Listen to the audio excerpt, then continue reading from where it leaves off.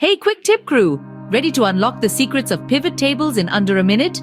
Let's group and summarize data like a boss. Pivot tables, your data's best friend for sorting and finding patterns. But how do you get more insights? Group them up. Right-click on the data in your pivot table. Select Group. Choose how you want to group, by dates, numbers, or text. Date grouping, group by months, quarters, or years. Example, right-click on Dates, select Group, then Months. Instantly see monthly trends. Number grouping, set your own start, end, and interval. Example, group ages into intervals of 10. Analyze demographics with ease. Text grouping, combine related items. Example, group products into categories. Simplify your product analysis. Use the value field settings. Choose sum, count, average, and more.